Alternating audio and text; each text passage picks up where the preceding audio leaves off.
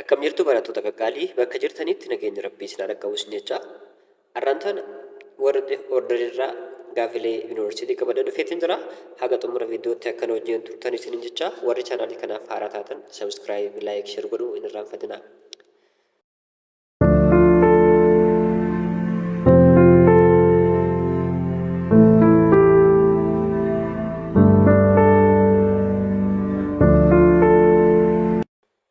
Tole kallattumaan barumsa keenyaa jalqabnu. Yeroo warri orderii gaafa keessan maal gootan yeroo hunda barattoota isa hiika sirrii isiniif kan yookaan immoo kan sirrii ta'e keessaa filachuu qabdan akkasumallee kan subject verb object kan hordofe ta'uu qabaa jechuudha. Inni isin filachuu qabdan. Tole jalqabnu. Read, notice, you, to, the, must, your, test, do. Ammasitti hima kana keessatti ergaa sirrii kan keessaa filattani. Okay, the test notice to read, you, must, you, do. B. Read, notice, must, to, you, do. The test, you. C. You must do read the test notice to your. D. You must read your notice to do test. Barattoota inni sirriin isa kana maaliif you must read your notice to do the test. Qormaata sana hojjechuudhaaf yookaan immoo teestii sana hojjechuudhaaf maal godhuu qabda? Nootii akka dirqama dubbisuu qabdaadha. Kanaafuu inni sirriin isa kana. Kaan yoo ilaalta fakkeenyaaf the test notice to read kun seensi tokko hin qabnu jechuudha. Hiikaan qabu. Read notice must to your do kunis hiikuma sirriitu hin qabnu. You must do read the test notice to your hiika kaan yoo ilaaltan hiika sirrii isiniif kennu isin filachuu qabdan yeroo hundaa'u kan hiika sirrii isiniif kennu keessaa filachuu danda'u qabdan jechuudha. So haala saniin hojjechuu qabdanii okay kallattiidhaan gara gaafii lammaffaa dabarru. They come are today early coming. Dhimma kana tartiiba galchuudha. Hiika sirrii nuu kennuudhaaf. Amma akkuma agartan asitti maaltu jira? Gaafiitu jira jechuudha. Gaafiitu isa jalqaba isa hundaa auxiliary verb irraa jalqabuu qaba jechuudha. Isaan kanneen keessaa adeemnu maaliif coming are they early today come isaan lama keessaa adeemnu ignore ni godha maaliif gaafii keessa yoo galchinu isaan hin fayyadamnu waan ta'eef amma isaan lamaan kanneen. Are they coming home early today? Are coming early home today they? Kamtu sirriidha? Eerra kan jiru kana jechuudha. Een deebii keenya isa sirriidha. Maaliif are they coming home early today? Isaan irra jalqabaan yookaan immoo giseedhaan gara manaa dhufanii. Kuni gaafii gaafachuudhaaf maal godha? Auxiliary verb jalqaba argachuu isiniin jira. Tole gaafii sadaffaa is English from originated Anglo-Saxon amma subjectii keenya eenyu? English kana ta'a. Englishiin subject keenya. Kanaafuu subject kan jiru eenyu bii kan qofa jira jechuudha. English is originated from Anglo-Saxon. Ingiliffi Anglo-Saxon kan jennu kanarraa originate ta'e yookaan immoo achirraa jalqabame. So inni sirriin biirra kan jiru kanas. Yoo fudhattan Anglo-Saxon is originated English from. So from jee dhumarra kun preposition asitti galuu hin qabu jechuudha. Si fi daallee ilaaluu dandeessan sirrii miti. Okay, question number 4. The better changed has for the weather. Amma maal gootanii kan hiika sirrii isiniif kennu keessaa filattan isinii jira. A. The changed weather has for the better. B. For the weather, the better has changed. C. The weather has changed for the better. D. The weather for the better has changed. Subject kan jennu the weather idha jechuudha. The weather. Asitti the weather sirri jira jechuudha.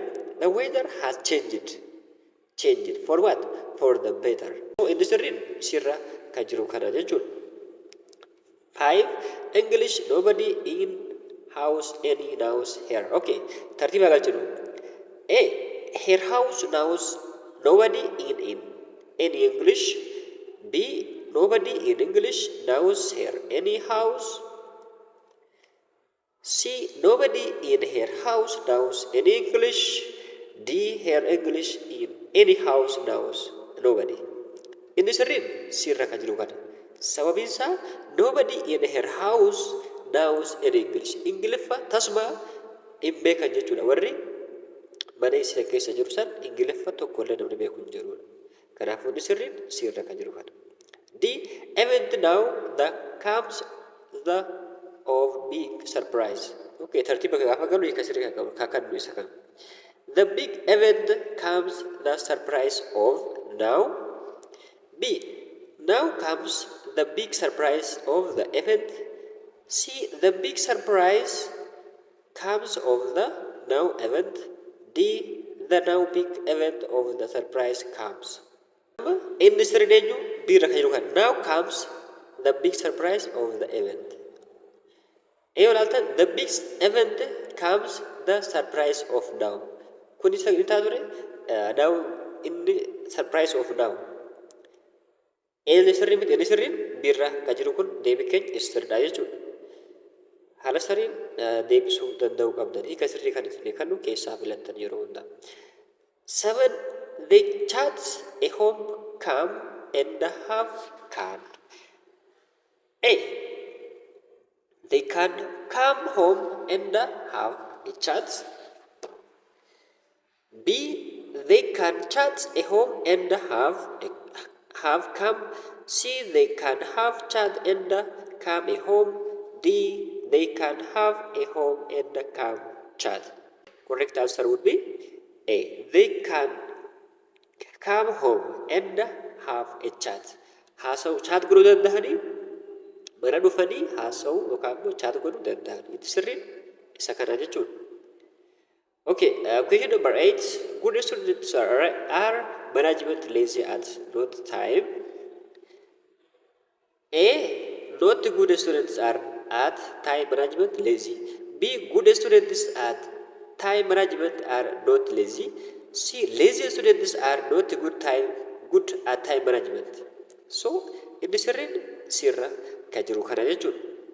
Question number 9.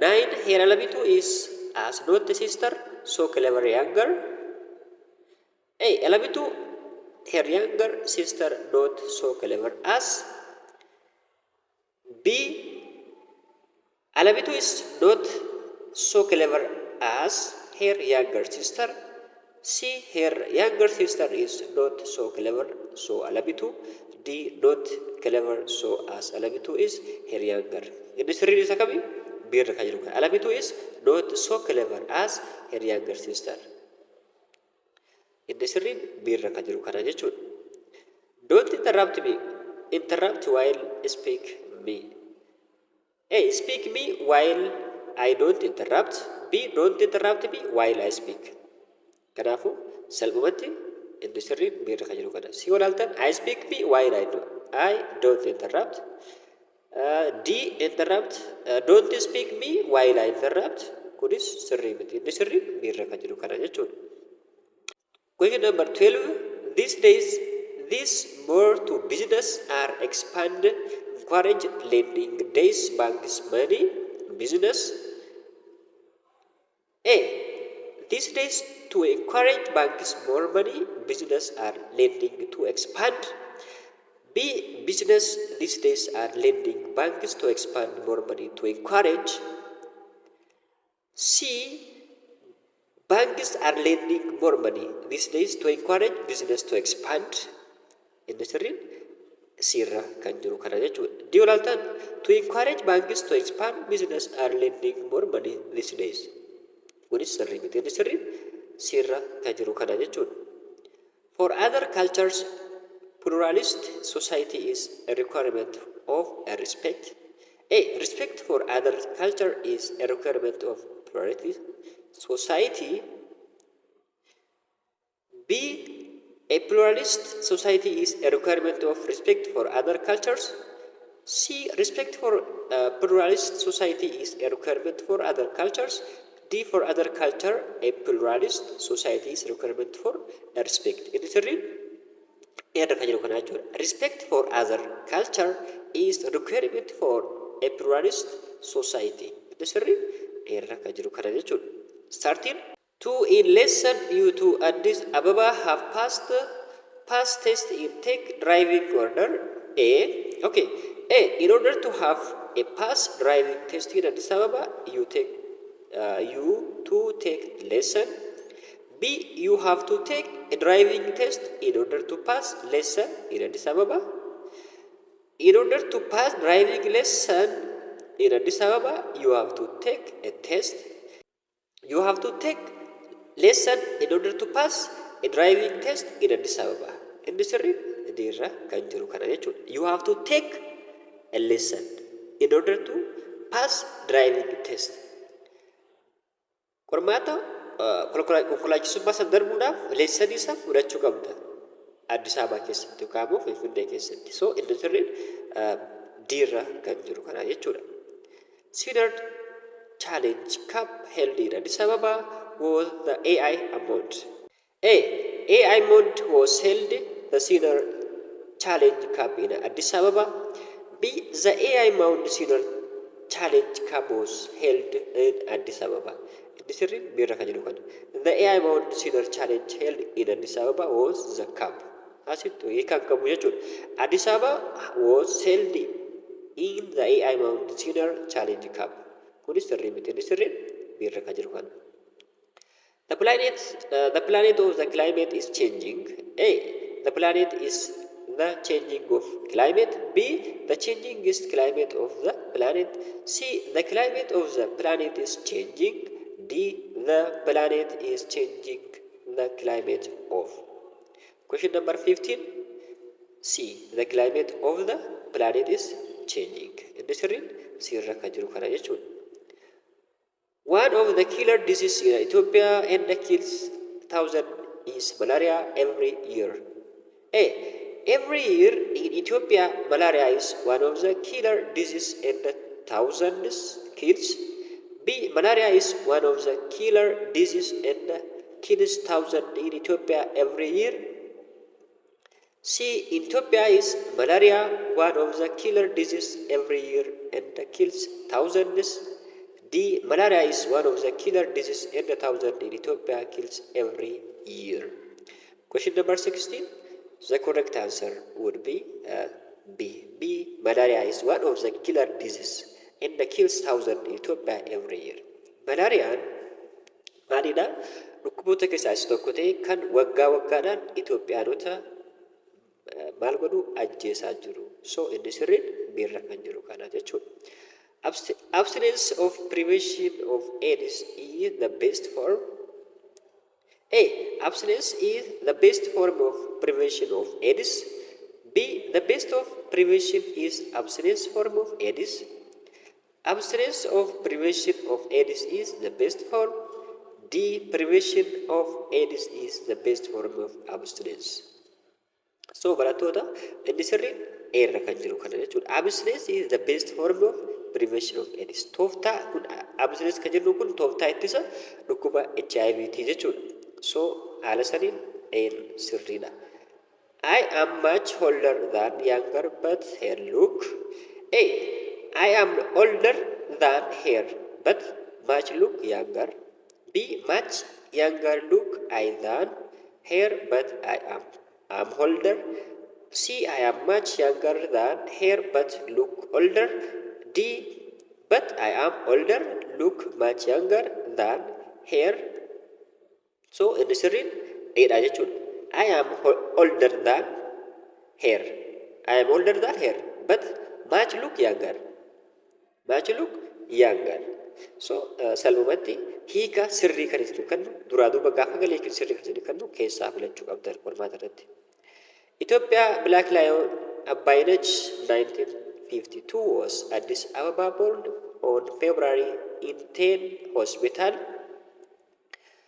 Abaaboo was born on 10 February 1952 Black Lion Hospital in Addis Ababa. B. Abaaboo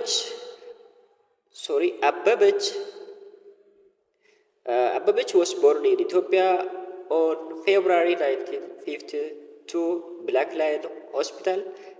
C. Abaaboo was born in 1952 on February 10, Black Lion Hospital at Addis Ababa.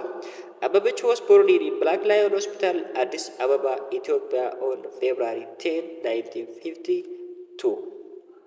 So in the sirrin maalidha diirra kan jiru kana jechuudha. Adjective orderidha. Gaafa ta'u isa kanaatu sirriidha. Question number 20. Always farm local fresh. I bought half eggs from my.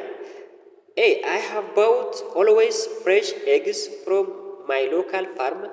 B. I always have bought my eggs from fresh local farm. C. I have always bought my fresh local eggs from farm. D. I have always bought fresh eggs from the local farm. So this read dirra kan jiru kana jechuudha. I have always bought fresh eggs. Fresh eggs eesaan bita local farm lafa qonnaa baadiyyaarraa fresh eggs kan jennu yookaan immoo killee yookaan immoo handaaqqoo lukkuu handaaqqoo lukkuu jechuudha. Killee lukkuudha baadiyyaarraa bita yeroo hunda always yeroo hunda jechuudha. Okay, this readidha. Have flats in an end of state lotus agents information houses on. Agents have lots of state information on houses and flats. B. State agents have lots of houses and flats on information. C. State agents have lots of information on house and flats. D. Lots of information on house and flats have state agents. So barattoota inni sirriin kami eerra kan jiru kana jechuudha. Deebii keenya sirriin. Agents have lots of state information on what? House and flats. So A is the correct answer.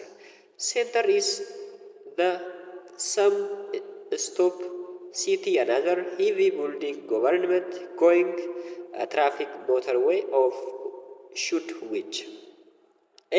The government is building another motorway which should stop some of the heavy traffic going the city center. B. The government is building some of the heavy traffic which should stop another motorway going the city center. D. C. The government is building some of the motorway which should stop another heavy traffic going to the city center. D. The government is building which about stop the heavy traffic going another motorway in the city center. So in this barattoota eerra kan jiru kana jechuudha. The government is building what? Another motorway which should stop some of the heavy traffic going to the city center. So sirriidha. First painted beam new all 5 the steel beams have. All the first 5 new steel beams have been painted. B. All the 5 new first beams still have been painted. C. All the new 5 first steel beams have been painted. D. All 5 the first steel beams have been painted. So in this read eenyu eerra kan jiru kana jechuudha. All the first 5 new steel beams have been painted. So barattoota barumsi keenya irraan tanaa kana fakkaata. Gaafilee kanneen irraa akka waan guddaa baratan akkasumallee akka waa hubattan abdii guutuun qaba. Gaafii biraatiin akka wal agarruutti nagaa naa tura. Gaafii kana wajjin wal qabatee komii yaada gaafii yoo qabaattan na gaafachuu dandeessanii. Haga xumuraatti waan wajjin turtaniif ulfaadhaa isin wajjin kan ture ani Muhammad Ibrahimi barumsa English grammary barachaa turre jirra. Gana kaanilee waan baay'ee dhoofa amma immoo gaafii kan wajjin hojjennu ta'a waan ta'eef akkuma isin tana dura akkuma isin jeeqaa gaafii yoo hojjettan sirriitti hubannoo argattanii so isin warra 12 jecha gaafii jalqabee so jabaattanii akka nafaana buutan akkasumallee sirriitti akka hojjettan isin jecha haga xumuraatti waan wajjin turtanii ulfaadhaa. Chaanaalii kanaaf yoo haaraa taatan subscribe godhuun irraanfatina. Yaada komii gaafii kamuu yoo qabaattan na gaafachuu dandeessanii. Galatoomaa. nagaan naa turaa.